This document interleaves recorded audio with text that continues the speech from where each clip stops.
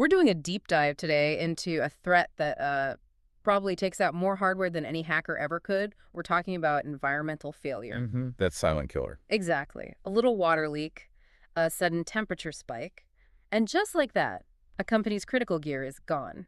So today we are unpacking the NTI E-2DB-D. It's a monitoring system designed to be a bodyguard for your server room. It really is. And our mission for you, listening, is to understand how this one box gives you the oversight, and this is the key word, redundancy, to stop those threads cold. Okay, so let's start with the basics. It senses. If Right. this thing is the server room's nervous system, what is it actually feeling? But it's all about proactive sensing. It obviously tracks the big things like, temperature and humidity, but the key is in the hardware. It supports 2 external configurable sensors for your main reads, plus 5 digital input sensors. 5. And what are those for? Those are for what we call dry contact closures, so you can tie into things that are already in the building. Oh, interesting. Like a smoke detector or a building security system. Precisely. Mhm. Or even the status of a UPS. It centralizes everything. So you're not just monitoring the rack, you're monitoring the room. You're monitoring the whole context, yes. Okay, so it senses a problem. Mhm. Does it do anything? Or does it just tell you something's wrong? Oh, it absolutely does things. It has one built-in output relay for controlling external devices. So you can turn things on and off? You can. You can trigger it when an alarm goes off, or, and this is where it gets really powerful, you can use SNMP sets commands to remotely power cycle equipment. Wow. Right from your desk. Right from your desk. All right, so an alarm goes off. A threshold is breached. How does it scream for help? I know it does email. It does. It emails up to 17 different addresses. You also get SNMP traps, web page alerts, and, a big red LED on the unit itself. But get this, there's more. The network could be down, right? Exactly. They thought of that. This is the old school part that I love. If you attach the right accessories, this thing can make voice phone calls. You're kidding. An Sure. actual phone call. Through an automatic voice dialer? Yes. Or it can send SMS text messages through a USB 3G modem. So even if the entire internet connection is severed, it's still trying to reach you. It's still trying. It assumes the worst-case scenario. That's vital because it's not just reacting to its own sensors, is it? It's also watching the network itself. Right. And what's really fascinating here is the digital side.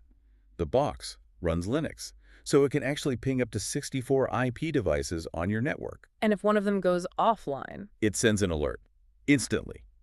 It really ties the physical and the digital worlds together. and what about the cameras? It supports IP video cameras. So you get this integrated side-by-side view, environmental data right next to a live video feed. Yep. And any programmed event, say a water sensor alarm, can trigger the camera to take a snapshot. Which is your proof. It's not just an alert that says water leak. It's a picture of the pipe that just burst.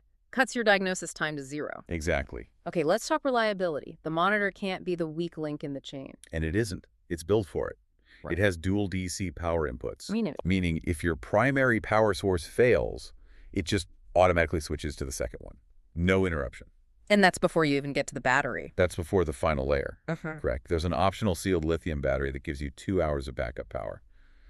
I mean, the mean time between failures on this thing is over 200,000 hours. That's, what, nearly 26 years? Something like that. It's designed to just run. Now, on security, one thing in the specs really jumped out at me. XOAUth2 support. That seems advanced for a sensor box. Why? Because that box is your first line of defense. The alerts it sends have to get through, and they have to be trusted.